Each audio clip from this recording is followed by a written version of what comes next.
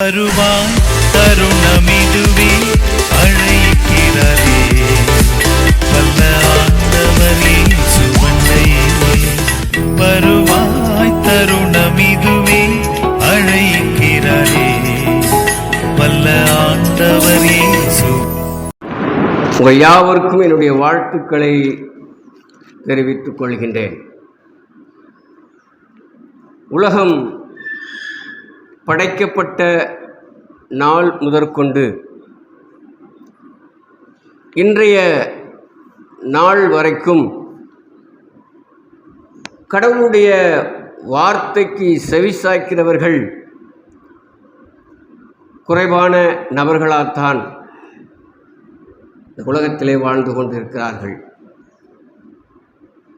ஆண்டவர் உலகத்தை படைத்து ஒரு அற்புதமான ஒரு தோட்டத்தை உருவாக்கி தன்னை தொழுது கொள்ளும்படியாக மனிதனை உருவாக்கி அந்த மனிதனுக்கு சில கட்டளைகளை கொடுத்து இதற்கு கீழ்ப்படிந்து நீங்கள் அடங்கி ஆண்டு ஆளுகை செய்து கொண்டு இருங்கள் என்று சொல்லி அவர்களுக்கு சொன்ன பொழுது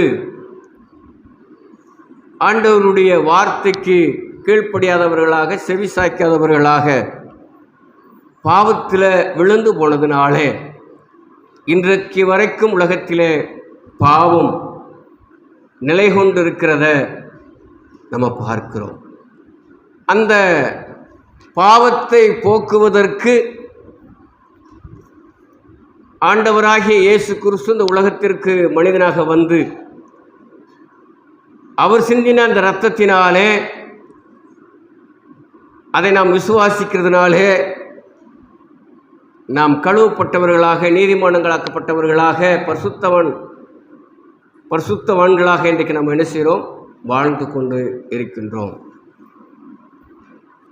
இன்றைக்கு நான் எடுத்துக்கொண்டதான தலைப்பு செவி கொடுத்தல் என்கிற தலைப்பின் கீழே வேத ஆதாரத்தோடு கூட சில காரியங்களை நாம் என்ன செய்யும் தியானிக்கலாம். 81வது சங்கீதத்தில் 13-14 வசனங்கள். என் ஜனம் எனக்கு செவி கொடுத்து இஸ்ரவேல் என் வழிகளில் நடந்தால் நலமாயிருக்கும்.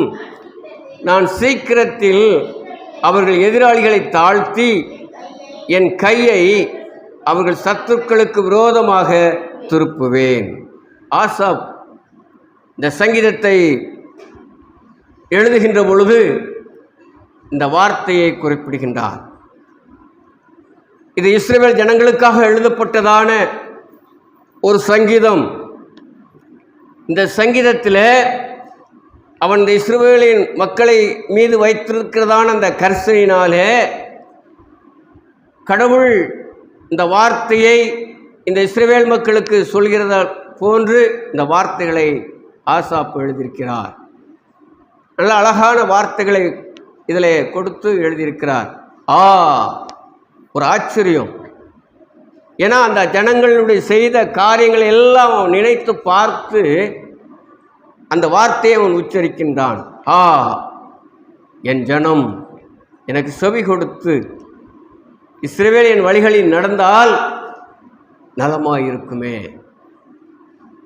இன்றைக்கும் தேவன் நம்ம எல்லாரிடத்திலும் எதிர்பார்க்கிற காரியம் இதுதான். என் ஜனங்கள் என்னுடைய வார்த்தைகளுக்கு செவி கொடுத்தால் எவ்வளவு நலமாக இருக்கும் என்று சொல்லி ஆண்டவர் விரும்புகிறார். அப்போ இந்த இடத்துல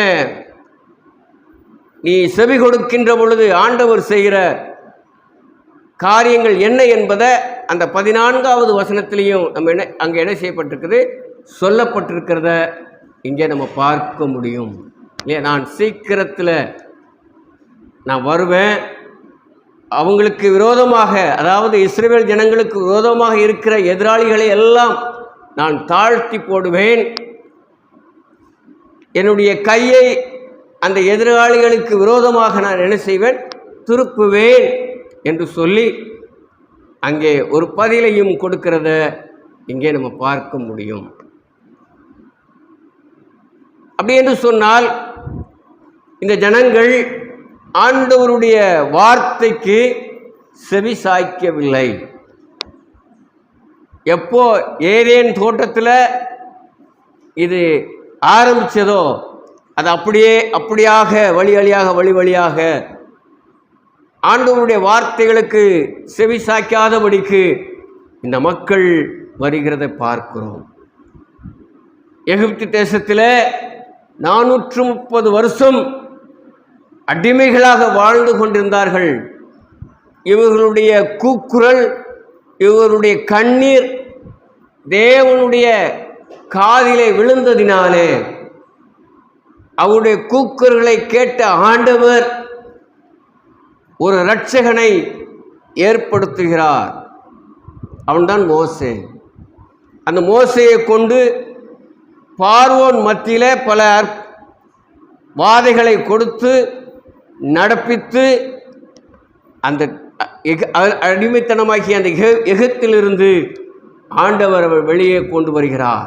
40 வருஷம் வனாந்தரத்தின் வழியாக அவர்கள் பிரயாணப்பட்டு வனாந்தர வாழ்க்கையை அவர்கள் செய்கின்றார்கள். இந்த நாட்களிலே ஆண்டவருடைய வார்த்தைகளுக்கு மோசேயின் மூலமாக வருகின்ற போதெல்லாம் அந்த வார்த்தைகளுக்கு இந்த மக்கள் செவி சாய்க்கவில்லை. ஆண்டவரை நோக்கி முறுமுறுத்தார்கள், பல்லை கடித்தார்கள், பலவிதமான காரியங்களை செய்தார்கள். இந்த கடவுளே வேண்டாம் என்று சொல்லி கடவுளை வெறுத்தார்கள், விக்கிரகத்தை உண்டு பண்ணினார்கள், சுத்தமாக கடவுளை மறந்தார்கள். ஆண்டவர் இந்த ஜனங்களை குறித்து சொல்லும் பொழுது மனஸ்தாபப்படுகிறேன் என்று சொல்லி அவர் சொல்லுகின்றார். ஆகினால்தான் இந்த இடத்துல ஆசாப்பின் மூலமாக கர்த்தர் இந்த வார்த்தையை வெளிப்படுத்துகிறார். என் ஜனம் என்னுடைய வார்த்தையை கேட்பார்கள் என்று சொன்னால், அல்லது என் வார்த்தைக்கு செவி கொடுப்பார்கள் என்று சொன்னால் நலமாயிருக்குமே. அப்போ ஆண்டவருக்குள் இருக்கிறதான ஒரு வேதனை அங்கே வெளிப்பாடாக என்ன செய்து வெளியே வருகிறத நம்ம பார்க்கிறோம். அப்போ இந்த ஜனங்கள் தங்களுக்கு என்ன தென்படுகிறதோ, தன்னுடைய சிந்தனைக்கு என்ன புலப்படுகிறதோ அதன்படியாக இவர்கள் நடந்தார்கள். கர்த்தருடைய வார்த்தையின்படி இவர்கள் நடக்கவில்லை. அப்போ இந்த இடத்துல ஒரு 3 காரியங்களை நான் உங்களுக்கு சொல்லி இதை நிறைவு செய்ய நான் விரும்புகிறேன். இவங்க என்ன செய்தாங்க? 12வது வசனத்தில் நம்ம வாசிக்கிறோம். ஆகையால் அவர்கள் இருதயத்தின் கடினத்திற்கு விட்டுவிட்டேன், தங்கள் யோசனைகளின்படியே நடந்தார்கள். இவங்க இந்த மாதிரி எந்த ஒரு வார்த்தைக்கும் கீழ்ப்படியாமல் செவிசாய்க்காமல் போனபடினாலே அவர்களுடைய இருதய கடினத்தின் நிமித்தம் அவர் என்ன செஞ்சிட்டாராம்? விட்டுட்டார். நீங்கள் உங்கள் இருதயம் என்ன சொல்லுதோ அதன் பிரகாரமே போங்க அப்படின்னு சொல்லி விட்டுட்டார். உங்களுக்கு என்னெல்லாம் சிந்தனைக்குள்ளே வருகிறதோ அந்த காரியத்தெல்லாம் போய் செய்யுங்க. ஒரு கோபத்தில் அவங்க மீது உள்ளதான அந்த காரியத்தினால ஆண்டவர் என்ன செய்கிறார்? அவங்களுடைய இருதய கடினத்தின் பிரகாரம், அவருடைய யோசனையின் பிரகாரம் அவர்களை விட்டுவிட்டார். இதனால் அவர்கள் நன்மையை அனுபவிக்கவில்லை. பல போராட்டங்களை சந்தித்தார்கள். எதிரானவர்களை சந்திக்க நேரிட்டது. அவர்களால் போராட முடியவில்லை. ஆண்டவர் இவர்களுக்கென்று ராஜாக்களை எல்லாம் ஏற்படுத்தினார். இந்த ராஜாக்கள் வந்த பிற்பாடு தேசத்துக்கு விரோதமான தேசம், ஜனத்துக்கு விரோதமான ஜனம் என்று சொல்லி போரிட்டார்கள், யுத்தம் பண்ணினார்கள். அப்பொழுதும் இல்லை, கடவுள் இந்த மக்களுக்காகலாம் யுத்தம் பண்ணினார். நீங்கள் சும்மா இருப்பீங்க, நான் உங்களுக்காக யுத்தம் பண்ணுவேன் அப்படியெல்லாம் ஆண்டவர் சொன்னார். ஆனாலும் இந்த ஜனங்கள் செவி சாய்க்கவில்லை. அப்புறம் முதலாவது நம்ம என்ன செய்யணும்னு சொன்னால், ஆண்டவருடைய வார்த்தைக்கு செவி சாய்க்க வேணும். அது ரொம்ப முக்கியம். 1 சாமுவேல் 15வது அதிகாரம் 22வது வசனத்தில் நம்ம வாசிக்கிறோம். 1 சாமுவேல். அதற்கு சாமுவேல் கீழ்ப்படுவதை பார்க்கிலும் சர்வாங்க தகன பலிகளும் கர்த்தருக்கு பிரியமாக இருக்குமோ, பலியை பார்க்கிலும் கீழ்ப்படிதலும் ஆட்டுக்கடாக்களுடைய நினத்தை பார்க்கிலும் செவி கொடுத்தலே உத்தமம். அப்போ ஆண்டவருடைய வார்த்தைக்கு செவி சாய்ப்பதே உத்தமம் என்று சொல்லி வேதம் நமக்கு சொல்கிறது. அப்படி என்று சொன்னால் இன்னைக்கு ஆண்டவர் நமக்கு நேரடியாக வந்து நம்மகிட்ட பேச மாட்டார். அவர் பேசுவார் என்று சொன்னால் நம்ம கரங்களில் கொடுக்கப்பட்டிருக்கிற வேத வசனங்களின் பிரகாரம் நம்மோடு கூட பேசுவார். இல்லை, இப்படிப்பட்ட ஊழியர்கள் மூலமாக கர்த்தருடைய வார்த்தைகள் உங்களுக்கு வெளியே வரும். அப்படி வருகின்ற பொழுது அந்த வார்த்தைகளுக்கு என்ன செய்யணும்? செவி சாய்க்கிறது ரொம்ப அவசியம், உத்தமம்.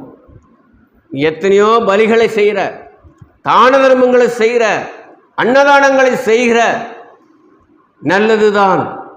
ஏழை எளியவர்களுக்கு நீ உதவி செய்கிற, நல்லதுதான். ஆனால் உனக்குள் ஆண்டவருடைய வார்த்தையை செவிசாய்ப்பதற்கு இடமில்லையே, ஆண்டவருடைய வார்த்தையின்படி நடப்பதற்கு உன்னிடத்தில் மனம் இல்லையே. அப்படி இருக்கிற பட்சத்தில் நீ எது செய்தாலும் அது வீண், அது பிரயோஜனப்படாது. ஒருவேளை இந்த உலகம் உன்னை பார்த்து புகழலாம், நல்லா செஞ்சான்ப்பா, அப்படி பண்ணாப்பா, இந்த உலகம் சொல்லலாம். ஆனால் தேவனிடத்திலிருந்து உனக்கு எந்த ஒரு காரியமும் என்ன செய்யாது? கிடைக்காது. அப்போ அவருடைய வார்த்தைகளுக்கு நம்ம என்ன செய்யணும்? செவி சாய்க்க வேண்டியது அவசியமாக இருக்கிறது. 1 ராஜாக்களின் புஸ்தகம் 11வது அதிகாரம் 9வது வசனம். இஸ்ரவேலின் தேவனாகிய கர்த்தர் சாலமோனுக்கு 2 வசை தரிசனமாகி அந்நிய தேவர்களை பின்பற்ற வேண்டாம் என்று கட்டளையிட்டு இருந்தும் அவன் கர்த்தரை விட்டு தன் இருதயத்தை திருப்பி அவர் கற்பித்ததை கை கொள்ளாமல் போனதுனால சாலமோன் மேலே கோபமாக மாறினார் ஆண்டவர். 2 விச ஆண்டவர் தரிசனமாகி சாலமோன்கிட்ட சொல்கிறார். ஏன்னா சாலமோனை பற்றி நமக்கு நல்லா தெரியும். அவன் சிறு வயதிலேயே அவன் ராஜாவாக ஏற்படுத்தப்பட்டவன். அவன் சிறு வயதிலேயே தேவனிடத்தில் ஞானத்தை கேட்டு பெற்றுக்கொண்டவன். சிறு வயதிலேயே நல்ல ஒரு நியாய தீர்ப்பு செய்த ஒரு மனிதன் சாலமோன் ஞானி. ஆனால் அவன் வர வர விருத்தி ஆனான். தேவனுடைய ஆலயத்தை எல்லாம் அவன் கட்டினான். ஆனாலும் கூட அவன் தன்னுடைய மறுமனையாட்டிகளுடைய பேச்சை கேட்டு விக்கிரகத்தை வணங்கும்படியாக, விக்கிரகத்தை தொழுது கொள்ளும்படியாக தன் செவியை சாய்த்தபடியினாலே ஆண்டவர் அவனுக்கு 2 முறை தரிசனத்திலே வெளிப்பட்டு, சாலமோனே, நீ செய்கிற காரியம் சரியல்ல, நீ விக்கிரகத்துக்கு நோக்கி நீ போய்கொண்டிருக்கிற, அதை விட்டு நீ வெளியிலே வா என்று சொல்லி ஆண்டவர் எச்சரிப்பு கொடுக்கிறார். இல்லை, அந்த 9வது வசனத்தில் அழகாக சொல்கிறாரு, அந்நிய தேவர்களை நீ என்ன செய்ய வேண்டாம்? பின்பற்ற வேண்டாம்.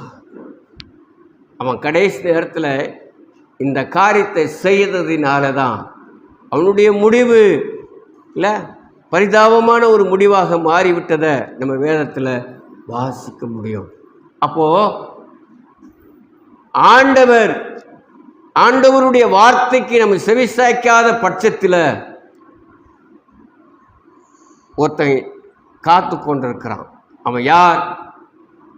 நமக்கு நேர் எதிராக செயல்படுகிற எதிராளியாகிய சாத்தானானவன்.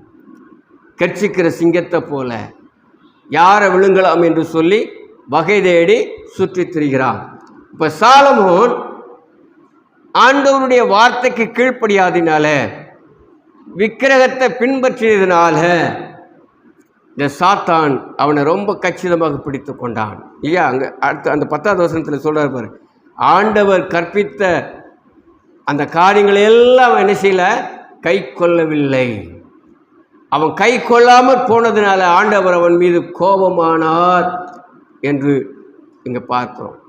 அங்கே என்ன நடக்குது? 11வது வசனத்தில் சொல்கிறார் பாருங்க, ஆகையால் கர்த்தர் சாலமோனை நோக்கி, நான் உனக்கு கட்டளையிட்ட என் உடன்படிக்கையையும் என் கட்டளைகளையும் நீ கை கொள்ளாமல் போனபடினாலே, இந்த காரியத்தை நீ செய்தபடினாலே,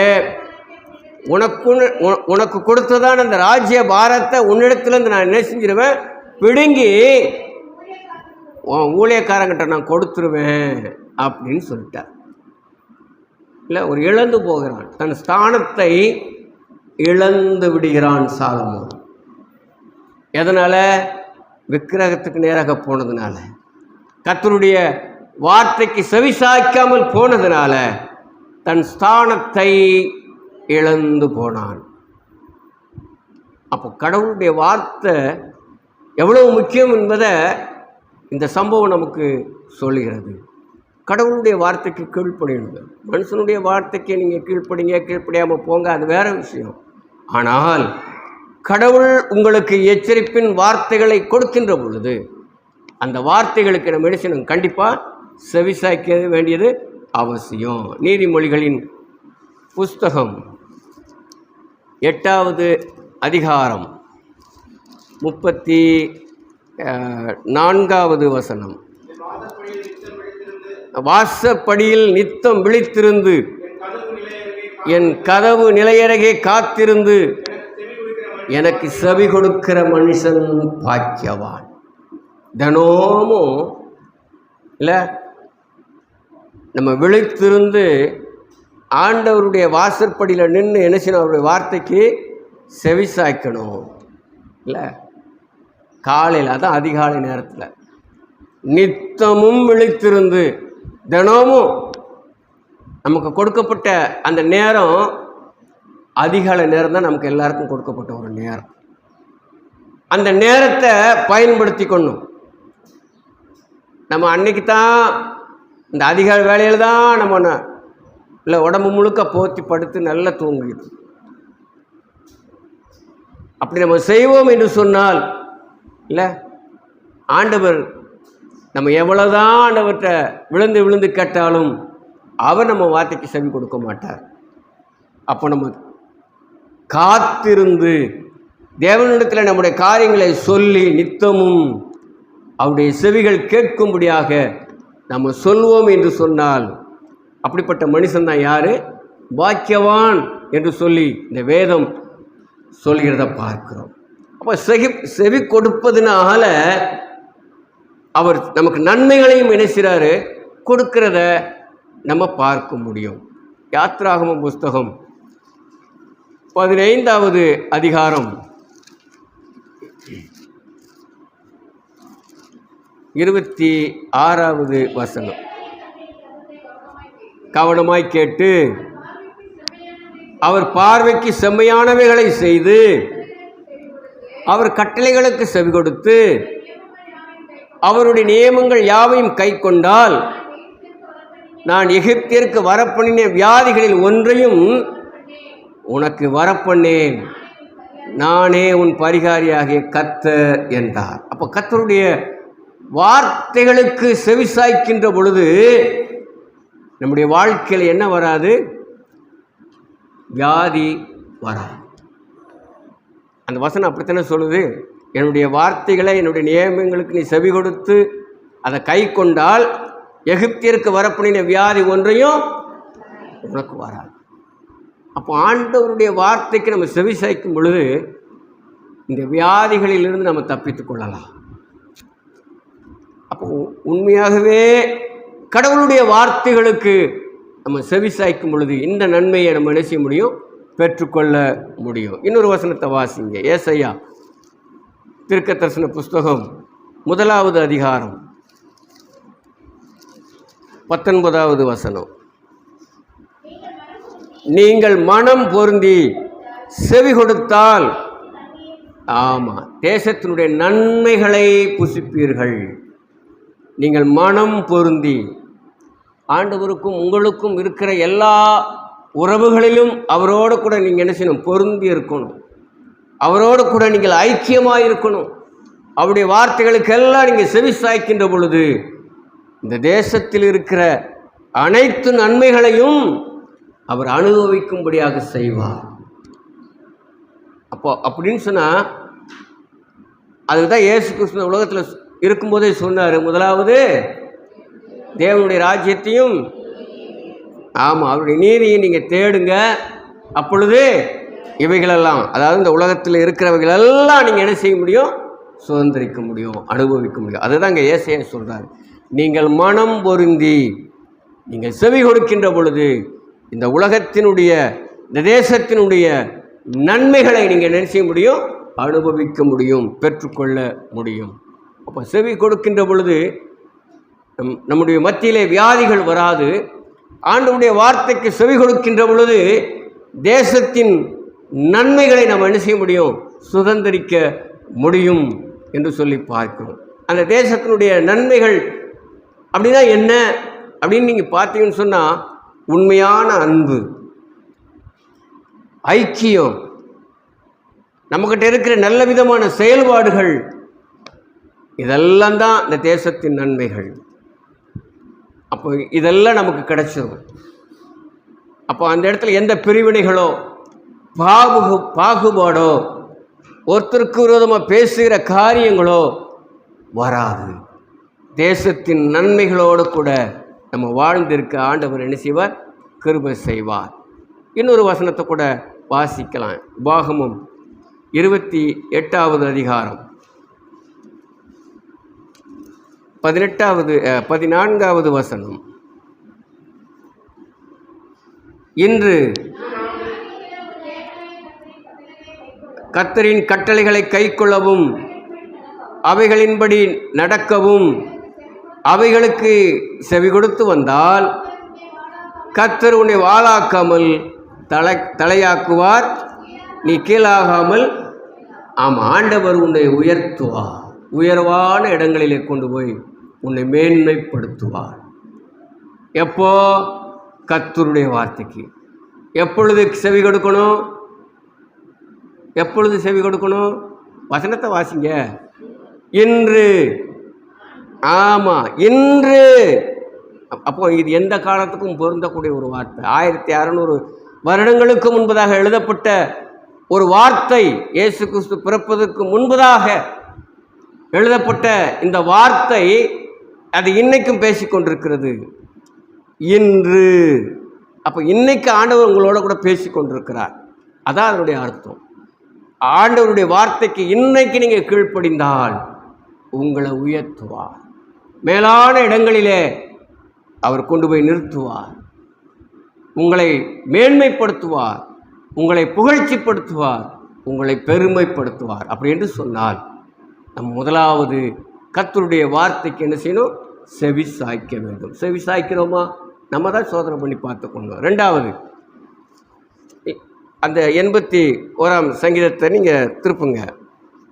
ரெண்டாவது காரியமாக நம்ம பார்க்கிறோம், அவர் வழிகளில் என்ன செய்யணும்? நடக்க வேண்டும். ஏன் நம்ம அப்படி தானே நாங்கள் அதில் வாசிக்கிறோம். நம்ம வாசிங்க.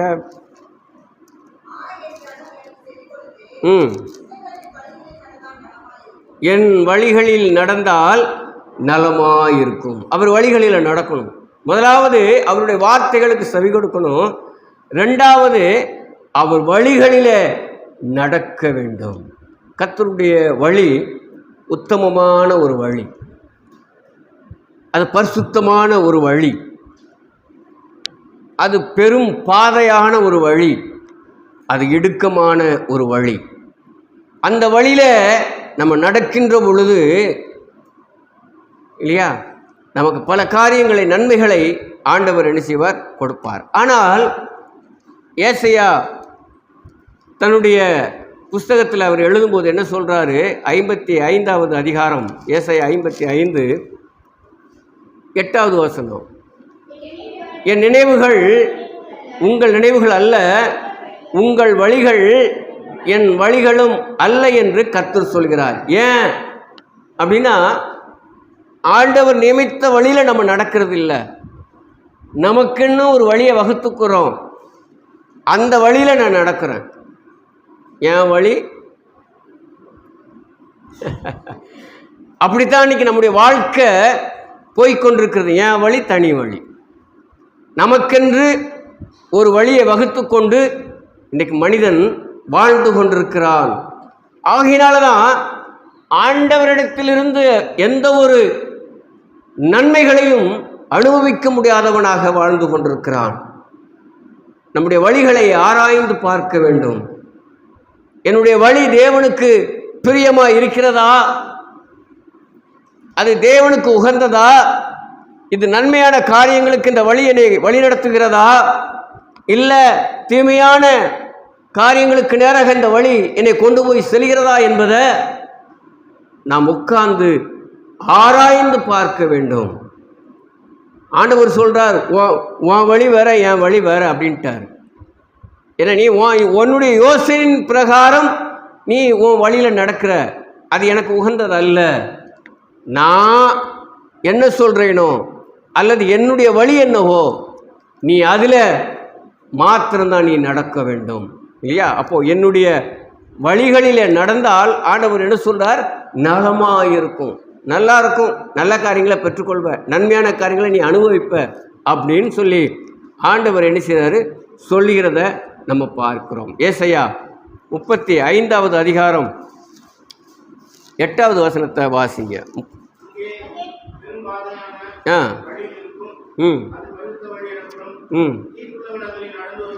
இல்லை,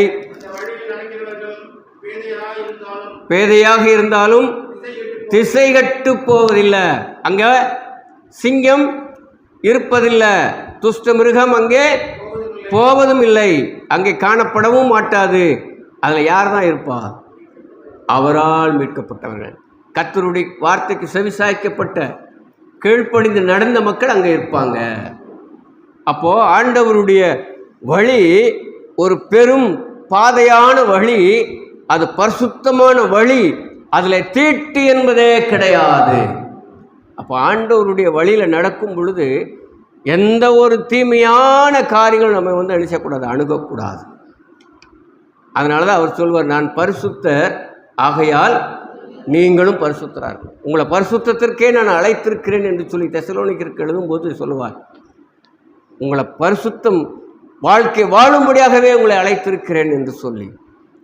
ஆண்டவர் பரிசுத்தமுள்ள ஆண்டவர். அப்போ அந்த பரிசுத்தமுள்ள ஆண்டவரிடத்தில் நீங்களும் நானும் போய் சேரணும்னு சொன்னால், இந்த உலகத்தில் இருக்கின்ற பொழுதே நம்முடைய வாழ்க்கை பரிசுத்தமுள்ள ஒரு வாழ்க்கையாக இருக்கணும். பரிசுத்தம் நோக்கி தான் நம்ம நடக்கணும், வாழணும். அதுதான் நம்முடைய வழியாக நம்ம தெரிந்து கொள்ள வேண்டும். நம்ம எந்த வழியை நம்ம தெரிந்து கொள்கிறோம்?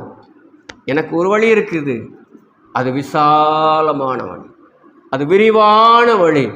இதில் போனால் நான் சொகுசாக இருப்பேன், இதில் போனால் நல்ல நண்பர்களை சேர்த்துக்கலாம், அவங்களோட கூட கும்பாலம் அடிக்கலாம், கூத்தடிக்கலாம், பலவித காரியங்களை அனுபவிக்கலாம், சிற்றின்ப மோகத்துக்குள்ளாக நான் போகலாம் என்று சொல்லி இந்த உலகம் காட்டுகிறதான விரிவான வழியில் இன்னைக்கு அநேகர் போய் தங்களுடைய ஆத்துமாவை நஷ்டப்படுத்தி கொண்டிருக்கிறத இந்த காலகட்டங்களிலே பார்க்கிறோம்.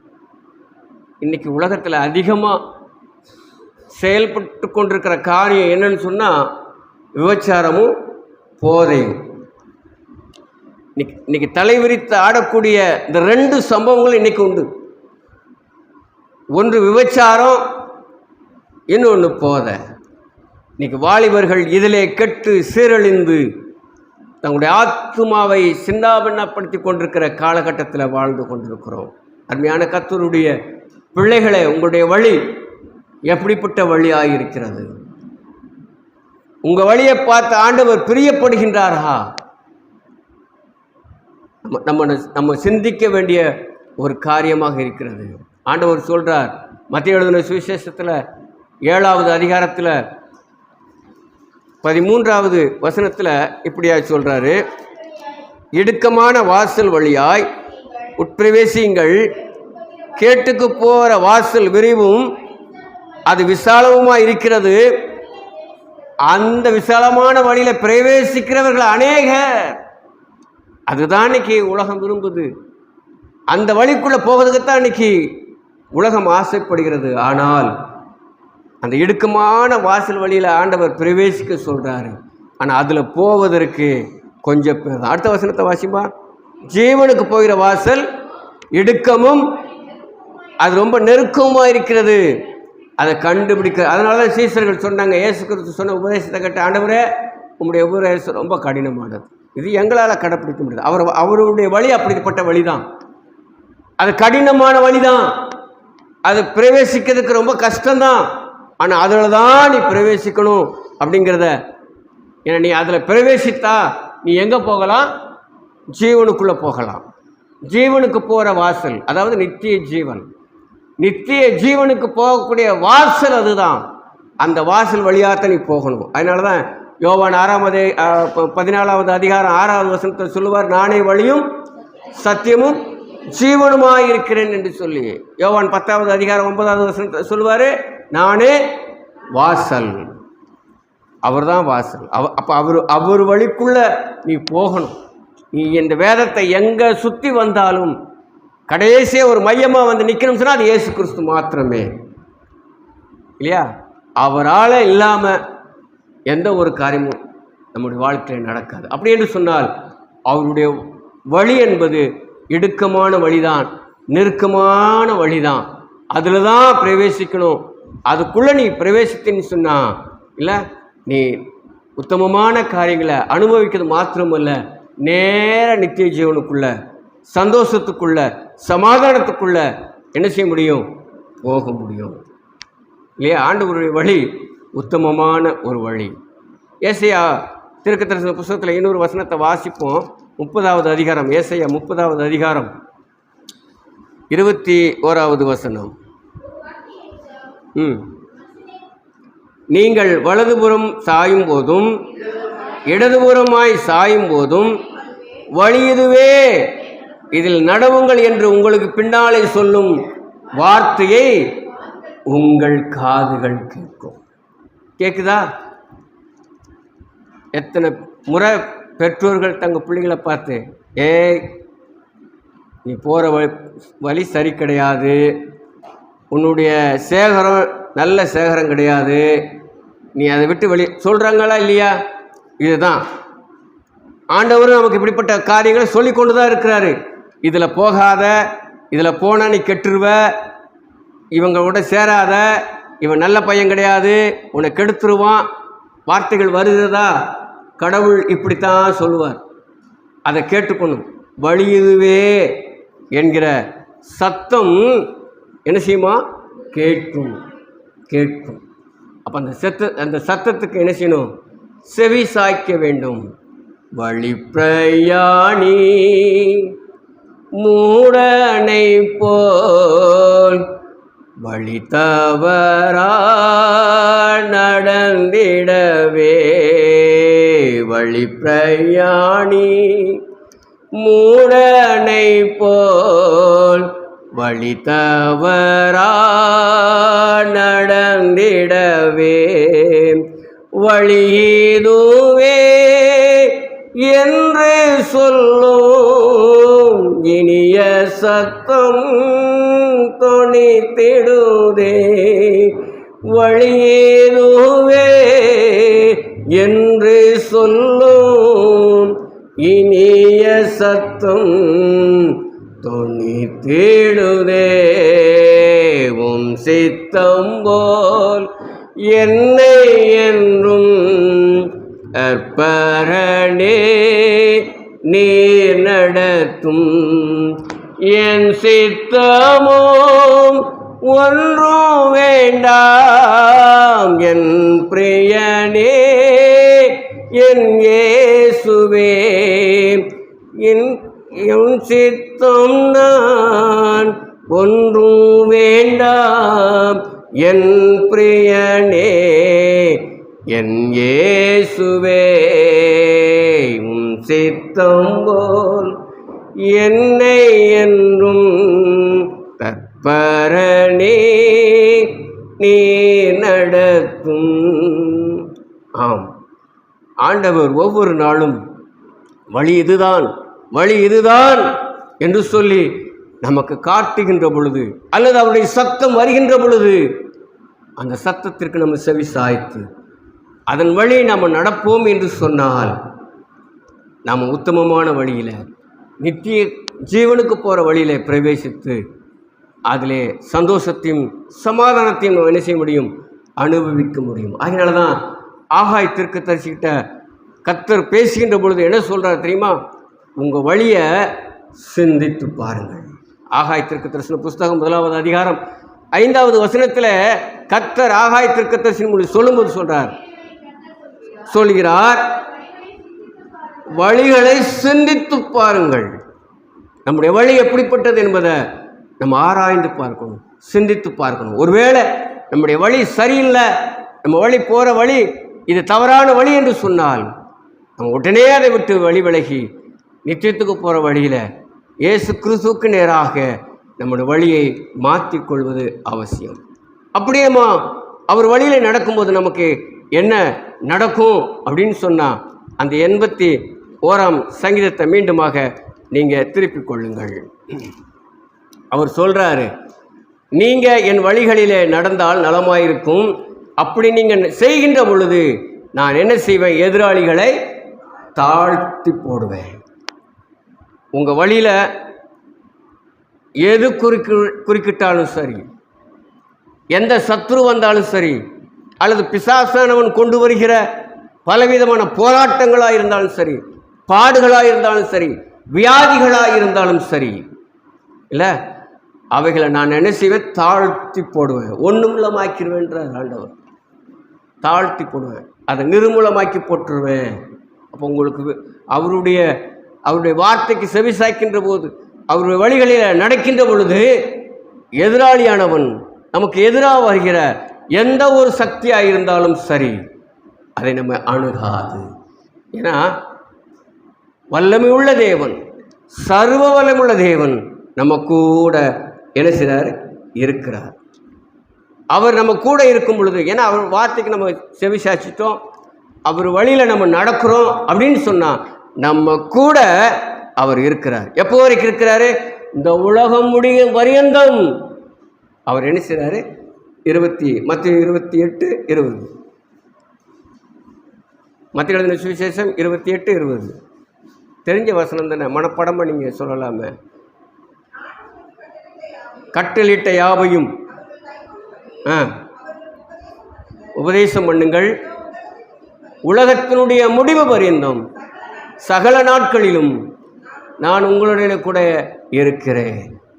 ஆண்டவர் நம்ம கூட இருக்கின்ற பொழுது, அவர் எப்போ கூட இருப்பார், அவருடைய வார்த்தைகளுக்கு செவி சாய்க்கின்ற பொழுது, அவருடைய வார்த்தைகளின் அவருடைய வழிகளிலே நம்ம நடக்கின்ற பொழுது அவர் நம்ம கூடயே இருப்பார். அப்படி அவர் கூட இருக்கின்ற பொழுது நமக்கு எதிராகி வருகிற எல்லா காரியங்களையும் அவர் நிர்மூலமாக்கி போடுவார். எதிராளிகளை அவர் என்ன செய்கிறாராம், தாழ்த்தி போடுவார். 2வது நன்மை நமக்கு என்ன, நமக்கு யார் எதிராக வராங்களோ ஆண்டவருடைய கை அவங்களுக்கு எதிராக என்ன செய்யும், திருப்பி விட்டுருவார்.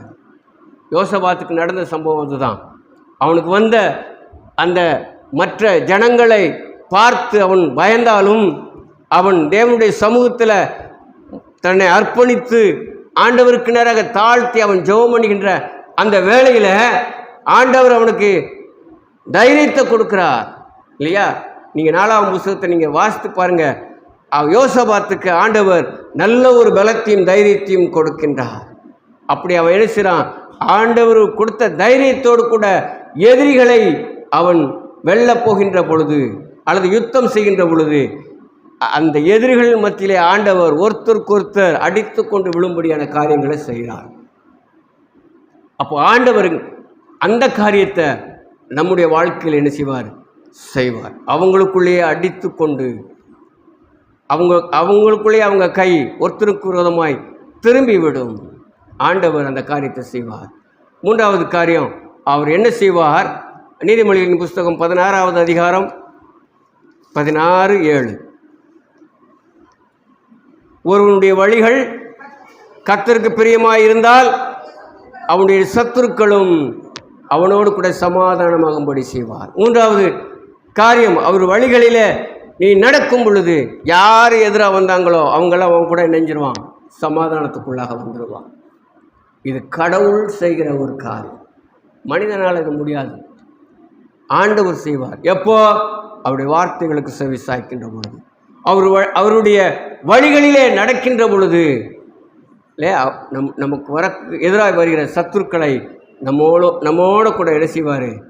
சமாதானம்படி செய்வார், அடக்கி போடுவார், அமைதியாக்குவார், சமாதானத்துக்குள்ளாக கொண்டு வந்து நிறுத்துவார் என்று சொல்லி அந்த வசனம் ரொம்ப அழகாக சொல்கிறது. அப்புறம் நம்முடைய வழி எப்படி இருக்கிறது? கடவுளுடைய வார்த்தைக்கு நம்ம கீழ்ப்படுகின்றோமா? நம்முடைய வழி கடவுளுக்கு பிரியமாக இருக்கிறதா? இந்த ரெண்டு காரியங்களை உங்கள் மத்தியில் இந்த நாளில் நான் வைக்கிறேன். இந்த ரெண்டு காரியமும் நம்முடைய வாழ்க்கையில் சரியாக இருக்கும் என்று சொன்னார் ஆண்டவர் நம்மளை என்ன செய்வார்? உயர்த்துவார், வாளாக்காமல் தலையாக்குவார், உன்னை மேன்மையாக்குவார், உன்னை பெருமைப்படுத்துவார். நீ அவர் வழிகளில் நடக்கும் பொழுது இல்லையா, அவர் என்ன செய்வார்? உனக்கு எதிராக வரக்கூடிய எதிராளிகளை அவர் தாழ்த்தி போடுவார். அவங்களுக்குள்ளே அடித்துக் கொள்ளும்படியான காரியங்களை கடவுள் உருவாக்குவார். அவர் சமாதானத்தை, ஏன்னா அவர் சமாதானக்காரன், ஆகினால அவர் சமாதானத்துக்குள்ளாக என்ன செய்வார்? கொண்டு வந்து நிறுத்துவார். நம்ம எப்படிப்பட்ட வாழ்க்கை வாழ்ந்து கொண்டிருக்கிறோம்? நம்மை ஆராய்ந்து பார்ப்போம். கர்த்தர் தாம் இந்த வசனங்களை நமக்கு ஆசீர்வாதத்தை கொடுப்பாராக. ஆமென்.